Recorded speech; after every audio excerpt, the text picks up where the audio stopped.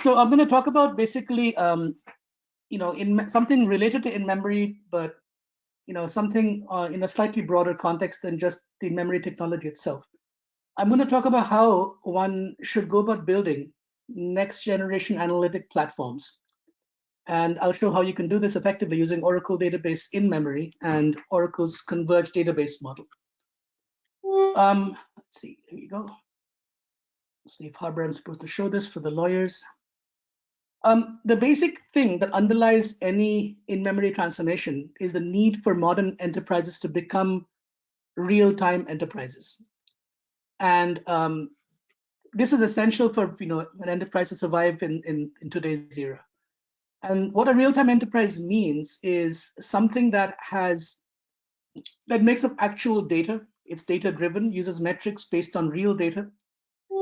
It basically continuously adapts to that data, so it's agile. This is required. It's not sufficient just to measure things. You have to also respond to your measurements. And then finally, the enterprise needs to be efficient. In addition to sort of reacting in real time, it also needs to adapt its business processes over time to continuously optimize productivity and profitability. So these three things really constitute what a real-time enterprise needs to be. And there are many examples of real-time enterprises in the real world. I'm not going to go through all of this in detail, but as you can guess, insurance companies need to do real-time pricing of policies and look at risks and in order to determine premiums. Retailers often use location-based metrics to send coupons, promotions, etc. Manufacturing processes and continuously optimize quality parameters. They observe and measure and then react and make sure that nothing defective leaves the assembly line. Financial services, they do risk and fraud analysis across multiple channels. The goal is to catch fraud before the fraud happens, not after the fact when it's too late. And of course, telecom constantly, observes the network, makes sure that the network, quality parameters are reasonable and to guarantee, good quality of service. Right. So the thing that makes it difficult for enterprise to become real time is complexity. Now, for those of you who've ever been to India, this is a very common sight on many street corners. I'm sure, Venkat, you can relate to this as well.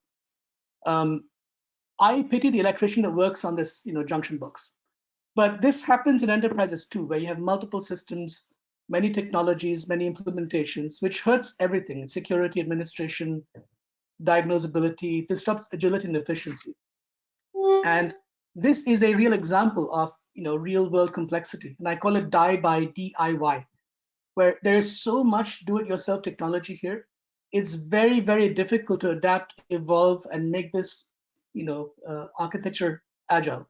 There's multiple technologies, multiple data stores. We call this copy contagion, where the same data is present in multiple repositories. This hurts security, compromises consistency. Maintaining this, I don't know how anyone does a backup consistently of a system like this. And it's possible to get this to work, but it needs like a team of MIT PhDs and the Stanford wizards to run this infrastructure.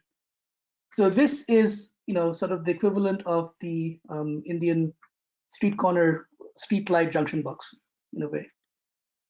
So I'm going to actually do something interesting today, different from the normal presentation. I'm going to design an application with you, because I thought that might be fun to do over a webinar. Hey, let's say if you were to architect a brand new application, how would we do it? And I had to pick a name that I wouldn't get sued for using, so I figured Magna Carta is safe enough. The people who framed the Magna Carta are no longer able to sue me for using their name, but I figured this is a good application paradigm to think about in the context of designing modern sort of web scale applications. So again, in today's sort of pandemic era, online deliveries are very important. And so this app is an app that includes multiple actors. There are customers that place orders, stores that process orders, a delivery service that delivers orders, and of course, there has to be an analyst or a team of analysts that checks the business overall. And the app logic must include transactions for placing orders and doing deliveries, also for rating deliveries and merchants and so on. and of course, analytics for both instant decision making and for continuous business optimization. So this is the high level goal for the app. Let's look at what this app might look like, right? So first of all, the primary actors that do work on the app are customers, stores, and delivery, service people, and delivery service itself, sorry. And customers browse items, create orders. The stores process orders. They deliver orders. They actually arrange delivery. They don't deliver themselves, and then they restock products. And the delivery service, basically, their job is to schedule delivery, pick up from the store, deliver to the customer. So, the first step is to define a simple set of OLTP tables, transactional tables that do this. So what do we have? We have customers, orders, items for each order, stores, the delivery, operations, then a list of products, the product catalog, and then each store needs an inventory of, how much of each product it has. So this is the basic high-level transactional schema, fairly simple, just 7 tables. You also need relationships. So the way the relationships work is each customer has placed multiple orders. An order has multiple items from a single store. An item is attached to a delivery and a product. Some very large orders might get broken in multiple deliveries. So the item has the delivery, not the order. And a delivery contains multiple items and has a single store and a customer, recipient customer. And the store maintains an inventory of each product so that you can figure out how much of a particular TV brand each store has. That is basically the inventory. It's a many-to-many table, which is fairly common in relational schema designs. So each of these relationships correspond to an index. So we had tables first, and then now we defined indexes. The indexes correspond to relationships and defining keys. So each of these tables has an ID column that is a primary key. And then each of these relationships where a customer has multiple orders, there's also going to be an index on the customer ID field in the orders table, so that you can also look up all the matching customer IDs very quickly. So again, we have now basically the tables and the indexes, and things look pretty good to run transactions. So with this, we can now get an operational database up and running. You have one database with multiple tables. The database has OLTP indexes, and the principal actors all are fairly happy running transactions on this single database. So it's simple. It's single database, simple schema, simple architecture, fast transactions. And that's probably step 1 of Magna Carta, being production. However, we quickly find out that we need to do more than simply run transactions. There are things we have to do that are basically analytic in nature that enable these transactions to run. So before I can buy something as a customer, I want to find out what the top rated product is, which stores have it, what other things do I need when I buy this phone, for instance. And the store will have to also check to see, hey, what products are running out of stock, what are running low, which orders are the oldest pending or the highest value, so I can prioritize between my orders. And the delivery service obviously wants to optimize deliveries. It may want to make multiple deliveries on a single trip and prioritize stores which have the most pending deliveries. So again, just to get my basic business transactions running, I still need to run these analytic queries. And these are what we call real-time analytic queries. Without indexes, these queries run really slowly. As I mentioned in the earlier slides, I have indexes for the transactions, but I didn't define any indexes for these analytic queries. So I have to go back to my drawing board again, look at the database, the schema, and say, you know what, I actually need to index almost every single column in this schema because some analytic query might need it. For instance, I want to find the top rated, like phones. So I need an index on category to find out all the phone category products, and then an index on rating.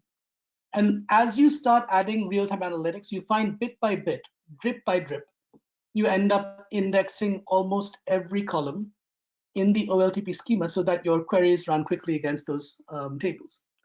So now we still have a fairly simple architecture. It's still a single database, still a fairly simple schema. But now I've added analytic indexes, which add overheads. The database size becomes bigger. They slow down transactions because every insert or delete has to maintain these indexes. The other bigger issue is that I have to be like a sort of a predictor of the future to know what index I need. It's very common to encounter databases that are heavily over-indexed just in anticipation of potential future queries, because you don't know what you might need in the future. So they require knowledge of the workload. So it's still simple, but you can see complexity is approaching. But then things get worse. The business analyst comes and says, hey, I need a totally different type of information. I want to optimize the business. So I need to know which products lead to the highest margins, which are the most productive stores in the Northwest region. If I start discounting flour during the pandemic, how much could our margins improve? Because I would increase my volume of sales of flour. So anyway, these questions they require a lot more data, sort of data intensive operations. They typically look at historical large volumes of data. And while you can probably get them to run on the operational database, most systems decide to offload them to a different database, basically to a data warehouse, which is where these analytic queries are better suited to run.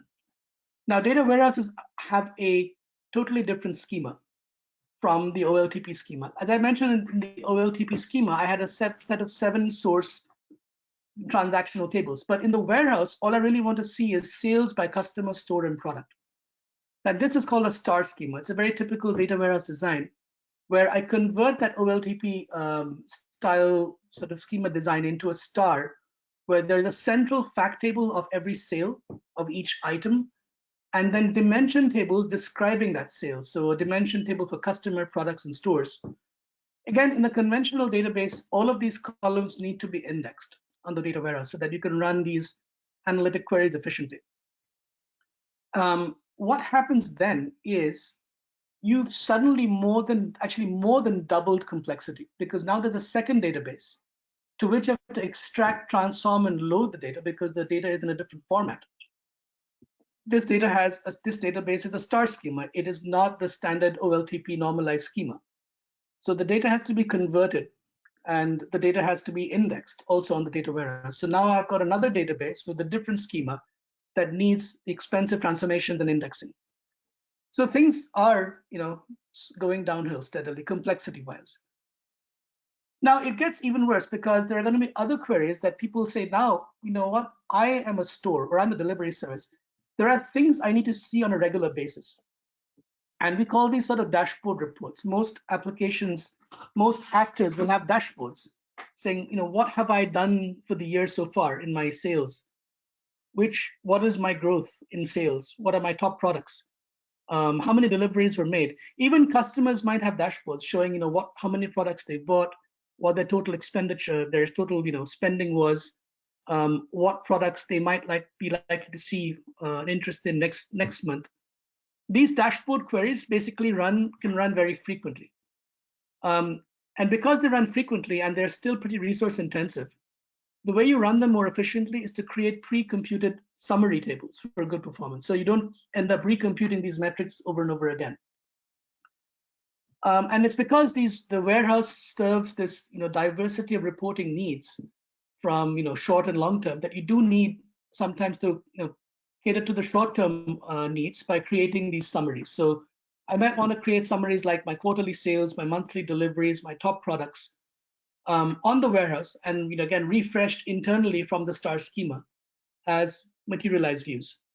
So this is a very typical design for a data warehouse to have the source star schema tables as well as pre-computed summaries. Now, you can see Magna Carta is getting more and more complicated. Now I have OLTP tables, indexes, analytic indexes on the left, and another database with a star schema and pre-computed summaries on the right. And the different actors have to look at different databases. So the first problem is that the warehouse itself adds a lot of complexity. The new system to manage requires ETL, usually lags, it's usually not up to date with the operational database. As transactions commit in the operational database, they don't reflect immediately in the warehouse. It takes time to get that information up there. The indexes all add overheads. Again, as I said, they require advanced workload knowledge, they slow transactions down, they increase the database size. And pre-computed summaries or materialized views add more complexity. They lag the source tables again, and they add additional, resource load and increase the database size. So, between these two databases and all these indexes and summary tables, suddenly there's a lot more moving parts and a lot more operational complexity. Now, what we really want is something very simple. We don't want any of this. What we want is really one converged or unified database where I can run everything. I shouldn't need a data warehouse unless I'm trying to bring in data from multiple sources. And I'm not at that point yet in the Magna Carta application evolution. I don't want to predefine indexes because I don't know what I might need in the future. And I want to run everything on one database. The question is, well, is this possible? Well, I'll let you guess the answer, but the answer, obviously, I wouldn't be asking it otherwise. The answer is yes, it is possible. And it's possible, and I explain why. The first technology I'm going to introduce is Oracle's database InMemory technology. InMemory is a technology that simplifies analytic application design significantly. The basic premise is there are two competing formats for your database data. There's row formats, which is fast for OLTP, but slow for analytics. There is column format that is fast for analytics, but really slow for OLTP. And then the best performance is achieved if you can combine the benefits of both formats into a single dual format, so that no matter what the operation, it gets the best of both worlds for any style of operation, whether it's aggregation or whether it's a lookup by primary key.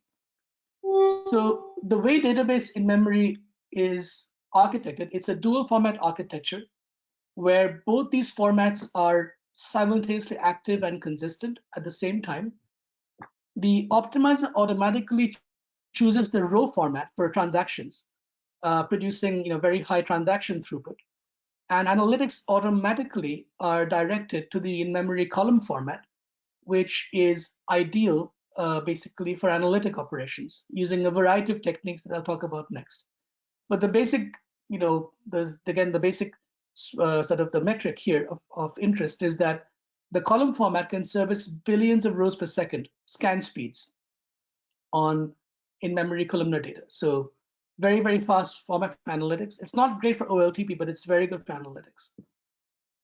And the in-memory column format is new. It's a new in-memory format added to Oracle database. The format can be maintained purely in memory, so transactions are much faster than having to maintain indexes. There is no change needed to disk formats. It's available in any platform that runs Oracle database. Most importantly, any Oracle database feature, like availability, security, etc., they all work transparently when this format is enabled. It does not require the whole database to be in memory. Unlike many in-memory databases where the entire database has to be loaded into DRAM, the database in-memory feature lets you subset the database by any granule you like. You can bring in, selected tables, selected partitions of tables into memory, depending on what you need real-time reports for. In the Magna Carta example, you don't need the whole database in memory. You need basically the stuff that needs to be in memory to facilitate real-time reporting. So you can actually subset intelligently based on your workload's needs.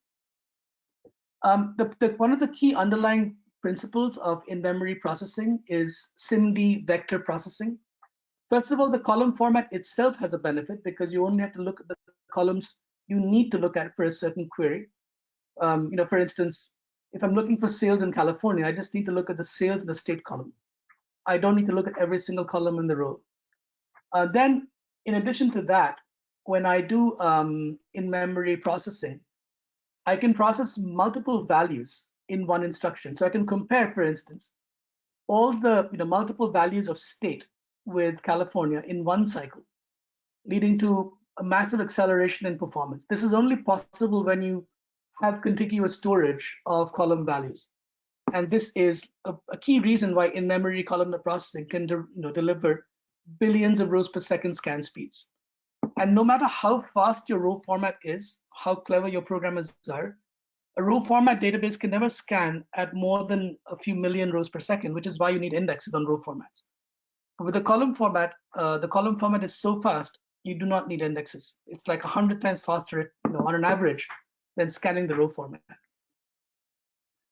There's lots of technology underlying InMemory, which I won't go into any detail on here, but there's tons of information available online. The column format lets you, of course, access what you need. The SIMD vector processing technologies let you process multiple values in a single instruction. In-memory storage indexes let you prune out unnecessary data. Even within a column, you can eliminate data through these in-memory indexes that tell you if the value you're looking for is actually within the range of this column fragment. So I can, if I'm looking for the value, say 9, I know I can skip the first 2 units here and go to the third one and scan only that. And then, of course, in-memory columnar formats are very, very compressible. They're a great method for they're a great vehicle for data compression because all the data is contiguous. So it's easily compressible, and the compression gets you not only more capacity, but it also improves performance because you take fewer CPU cache misses to access data. In terms of the in-memory processing, it, like in-memory is designed to accelerate every single aspect of analytic processing. I mentioned scans. They run fast with essentially, columnar storage and with vector processing. Joins also become faster because I can essentially convert joins into a series of scans. If I'm looking for only sales of phones, for instance, I could first figure out which products are phones in the product table, and then build basically a large in list of phones, and then scan the sales table looking for sales that match those product IDs. So essentially, instead of doing an expensive join, I've created like a super fast series of scans to basically process my join. And then in-memory reporting uses the same techniques to convert complex aggregations into essentially fast filtered scans. And this actually, I would like to say a little bit more about because this is a very interesting optimization. So imagine a query where I'm looking for swimwear in California stores. It says footwear here, ignore that, please. That's a slight typo. So the first thing is I scan the products table looking for swimwear products. And then I scan the stores table looking for stores in California. Then basically what I do is I build an in-memory spreadsheet that has a cell for each swimwear and California store combination. So every store in California and every possible swimwear apparel item has an entry in this cell. Then I simply scan the sales table, and for any sale where the sale corresponds to a California store and a swimwear item, I basically increment the corresponding cell in the outline by the amount of that sale. And it's trivial at this point. Basically, instead of doing a complex join with group by, I've basically converted this operation. I've deconstructed it down to a series of fast filtered scans, which is what gives me my 10x faster reporting. It's a very cool optimization.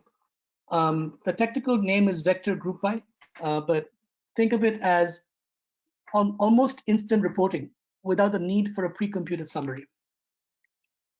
Again, the other benefit of in-memory is because scans are so fast and indexes, as we know, have overheads. They make the database bigger. They need to be anticipated in advance. They slow down transactions. Because scans are so fast with the in-memory column store, I can replace those indexes with the in-memory column store. Now I've reduced my database size. I get fast analytics on any column. So ad hoc reports run really fast. And because the in-memory column store is not persistent, updates are super fast. So, Magna Cut benefits from having the in-memory column store as well, instead of the analytic indexes. Now, another cool capability, because one question somebody might ask legitimately is, okay, well, what about very large tables or historical tables that I don't want to bring into memory? And there is a great solution for that with database in-memory too. It's because we have in-memory technology available in both the storage tier and the compute tier. We can offload in-memory processing to the storage tier. In the Exadata database machine, we run both database software and storage software. We build that software on both tiers. And what we have done is extended the in-memory format into the storage tier in what we call the smart columnar flash cache. This gets you massive expansion of the total columnar capacity, up to 500 terabytes on a full rack X8 Exadata. So if you don't want to bring your data into memory for certain queries, maybe they don't fit in DRAM, maybe they're old and they are not accessed frequently for real-time reporting, you can use the in-memory format on flash to get massive performance benefits for your queries that you want to offload. And this basically replaces the need to offload to a separate data warehouse. This offload is transparent to the application. It just runs automatically. And there is no need to create a new schema or do any new DDLs to define new sets of tables. The queries run transparently. Just, if you're running against in-memory tables, it'll run on the compute. If you run against in-flash tables, it'll run automatically on the flash tier. So you still get the benefits of in-memory columnar processing, but with much higher capacity. In-memory has been around for a while now. We, I think, launched it first in Oracle release 12.1. We've steadily, enhanced it in subsequent releases. In the most recent release, we have a lot more self-managing memory. We've expanded the scope of in-memory to handle other workload types like, spatial queries and text analytics, allowing hybrid scans across different data formats, and so on. So this is like a very active technology, very, it's been developed actively and aggressively, and we keep enhancing it in each release. I'm not going to say much more about this, but there's tons of information about in-memory, and I have a few slides at the end where you can, if you're interested, you can take a look or take a screenshot, and you can go look up the websites and get more details on each technology here. But the big point I have to say about in-memory is transformational. Air travel transformed society. It didn't just make travel faster. It was a lot more than that. It changed almost every aspect of our life.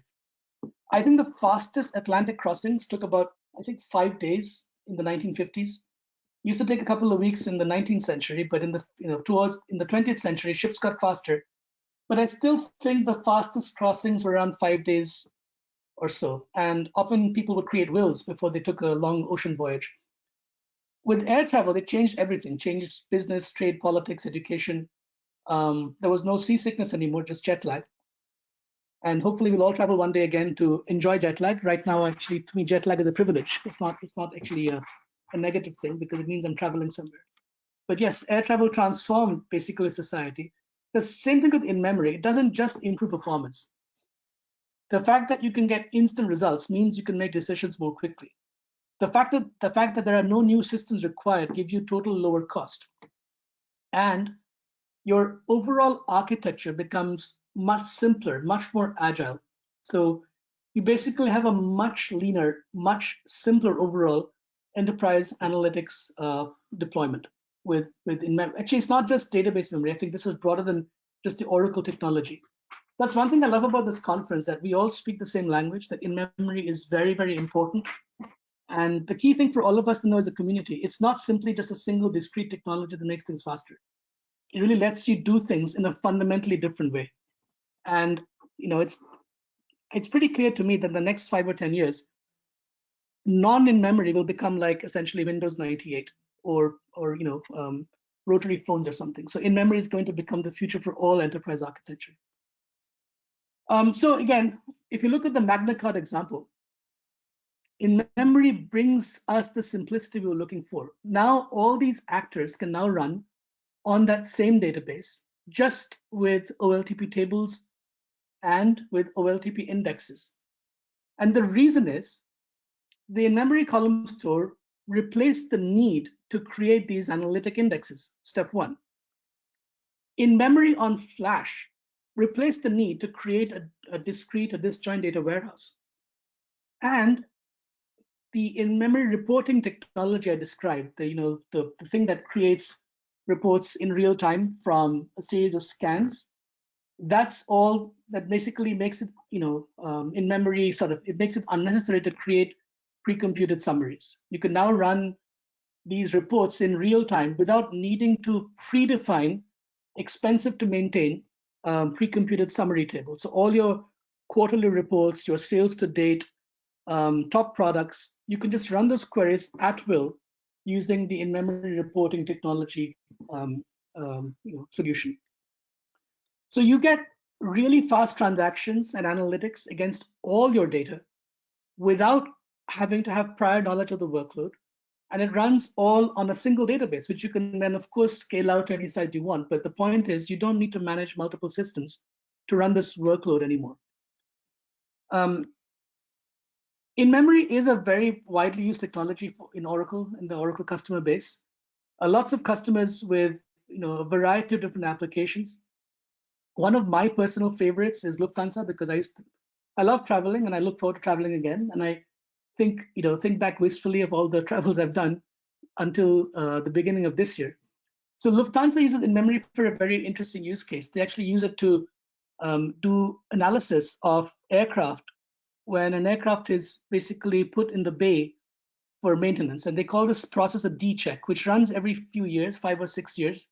They take the entire aircraft apart from nose to tail. And each part, they have to verify and decide if it needs refurbishment or not. And in the past, this is a massive logistical process, obviously, but the reporting queries in the past that would actually run to see which parts needed refurbishment took a long time to run. And you can imagine the amount of data these queries have to process is enormous. A 777 probably has like 6 million parts in it. And so there's a lot of ingestion of data required and then analytics on those ingested, ingested data items. With in-memory, they not only improved their ingest performance, they got the queries to run massively faster, and they reduced the database size. So I feel very happy and proud that Lufthansa uses in-memory to keep aircraft safe. Lufthansa is very, very good at aircraft maintenance. So many airlines actually outsource maintenance to them. So if you travel to Frankfurt, you'll see one of the world's largest aircraft hangars in Frankfurt Airport that contains aircraft from many airlines, which are undergoing this D-check by the Lufthansa technician. So very, very cool application, I think. We have other many interesting use cases of mixed workloads as well. Bosch, again in Germany, uses in-memory to speed up an OLTP workload. In fact, their requirement was not to speed up reporting. Their real issue was that their reporting queries their DML and batch jobs were slow because of all the indexes they maintained. So Bosch actually was able to drop all their custom indexes on a very complex OLTP schema called SAP CRM. And they got back their batch performance, and their queries also ran faster as a result of it. So again, in-memory is an action in multiple use cases to speed up both analytics as well as OLTP. The other thing that gets you simplicity apart from in-memory is convergence. Now, it's going to happen to MagnaCart. MagnaCart is just, it's taken its first baby steps in application. We got it running on one database, but it's going to need more algorithms. We're going to have to bring in unstructured data support, graph support, machine learning to do predictive analytics to see which products need to be stocked next year, maybe, potentially. So lots of cool algorithms will be needed. Now, one approach is to do what I show on the picture here. I could do this using a variety of databases that do each of these functions independently, and then communicate between them to handle this, this evolving workloads needs. This, again, is going to take you down the path of complexity. A much better approach is to use a converged database. Oracle database actually has a really good converged database model with best-in-class support for all workloads against all types of data. It has really good relational support, obviously, but also has class-leading JSON graphs, spatial files, and a very large machine learning portfolio. So you can actually run your, run your training and inference in the database without having to extract the data to an external framework. And you get the benefits of simplicity, lower cost, and reliability. You get to use the same security policies across all the data. You eliminate copy contagion, having multiple copies in different stores, and eliminate this complexity of integration using events to keep these different databases in sync. So much, much simpler and much lower cost approach to running a complex workload. Because it's a matter of time. And nowadays, no application ends up being purely a simple relational application. Applications have to adopt multiple data models and workload types. So this is, the need is real. The question is which path we want to go down. And I think it's pretty obvious that the path sort of listed below, the converged database path, is a path towards simplicity, whereas the path above is a path towards this, Babel of complexity. And on top of that, if you wanted to get a simple converged database up and running, the easiest way to do that is to spin up Oracle's autonomous database. Oracle Autonomous Database basically takes away the guesswork and trial and error and manual management of databases. What really turns people off databases, especially developers, is, hey, I don't want to increase my complexities by having to manage this complex product, and databases are complicated. But Autonomous Database hides that complexity and sophistication by basically being self-driving, self-securing, and self-repairing. First of all, the Autonomous Database is self-driving. It scales out, based on the workload's needs. It runs on the best possible database platform, which is Exadata, but it hides all of that sophistication from the end user. And if you have Oracle databases anywhere on your enterprise, it's fully compatible. So there's no problem bringing data in from the existing Oracle database into Autonomous Database. It is self-securing, so you never get security breaches again. It automatically applies patches. It's fully encrypted. It hides sensitive data both from your own admins and from Oracle, the cloud administrator, as well. It's self-repairing. It actually, repairs automatically if there's a failure. Guarantees very high uptime, and like I said, it elastically scales compute as needed. So this is Autonomous Database. Now, it is very, very easy to get started. And I've actually been doing this myself to just get a feel for how simple it is. So you can actually now go up to Oracle Cloud and sign up for the cloud free tier. And you can there create yourself a database that's autonomous, either for transaction processing or for analytics, either way. And once you've done this, you can then go to your database you just created. This is a database I created just a few minutes ago, actually today. And then you can interact with it using a variety of different, actually, web-based tools. So before you write any actual code, you can get pretty far using SQL Developer Web and Oracle Application Express. I don't have screenshots for those in this presentation, but they're pretty self-explanatory. In many cases, you don't need to go beyond this low-code development style. Many applications are perfectly happy being developed in SQL Developer or Oracle Apex. And Apex is a simple sort of graphical screen-by-screen application builder that you can actually write very sophisticated applications for. So in many cases, you don't need more than that. Now, of course, you can go far, far deeper. You can certainly do programmatic development as well, and that's all listed under the ATP portal as to how to move forward in your development journey. So very cool stuff, very simple, very easy to get started with developing applications for Autonomous Database. Okay, so with that, I think I'm going to wrap up. But I wanted to say that basically, I've actually seen this with customers and friends and colleagues who manage infrastructure, and I feel like there's 5 stages of responding to or handling complexity. Okay, so the first thing is, of course, you have that. So the first stage, I think, is a stage of denial, where you look at that and say, you know what, that thing actually is very simple because I know where every single connection goes. So it's actually extremely easy, no problem.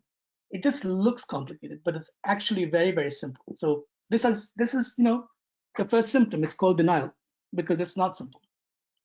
The second thing that you sort of encounter is pain. And the pain is when it actually gets, when it breaks, it's broken. That's painful because now the thing I said that was actually simple is not simple, it's broken. After your pain is addressed, then the next stage is anxiety because it's not broken now, but it's going to break again at some point. So now you're worried about the next breakage. You're no longer at peace anymore. Your denial is gone. It's complicated, it's going to break again.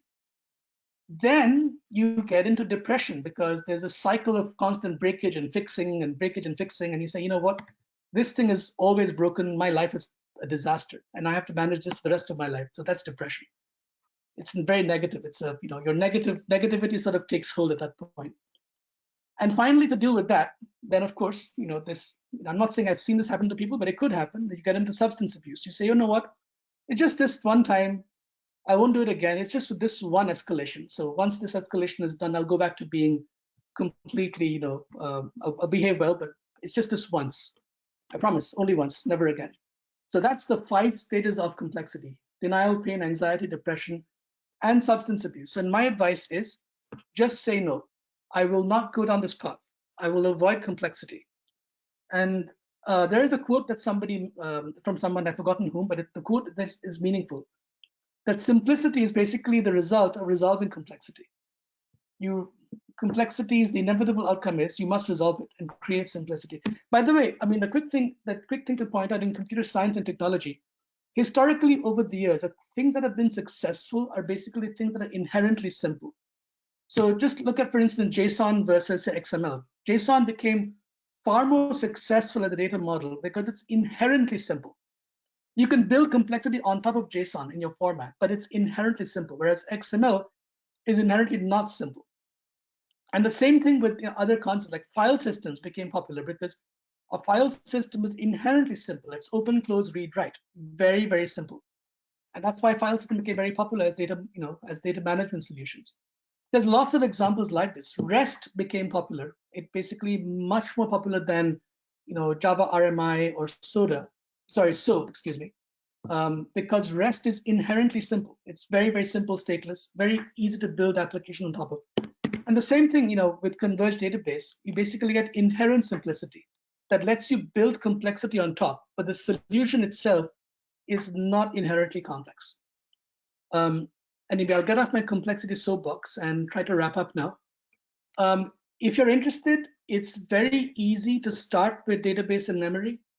You can do this easily if you wanted to download your own database. You can get a free Oracle Express Edition download. And I've created these short URLs because the URLs would be too long to fit on this slide. But if you need to take a screenshot, please feel free. Oracle 18c/XC is available, includes in memory up to 2 GB, and you can actually get a decent amount of work done with it to kick the tires with. If you want to try something on the cloud, Oracle's Exadata Express service includes the ability to create a column store of up to 5 GB in size. So that's an easy way to play with in memory on the cloud. And if you have an Oracle Enterprise database, and I believe it has to be at a release beyond 19.8 or beyond, we have something called the free in-memory base level that gives you up to 16 GB of free in-memory column store per database instance. So if you have an Oracle deployment, you can easily create this 16 GB in-memory column store. In-memory is normally a licensed option on Enterprise Edition, but the base level is free, as long as you have Oracle Enterprise Edition. So these are 3 ways that you can easily get started with database and memory. And if you want more information, we have an in-memory blog that has the latest updates at any time of what's going on in the technology. The technology is overviewed on the Oracle main website under database. And I would definitely encourage you to look at the Oracle Autonomous free tier. As I mentioned, it's very easy to get started with an Oracle database. You can go, create your own OCI cloud account and free account, and then create a database. If you get $300 in free cloud credits when you sign up, but if you don't want to pay, you can stay with a forever free account after that. But I think when your trial ends, you have the option to upgrade to a paid account, but you don't have to upgrade. You can keep it forever free. But you do have the ability to burn $300 worth of free cloud credits while you're in this trial period. So that, I think, is all I had. So Venkat, I think I was on time. Perfect. That was great. Thanks.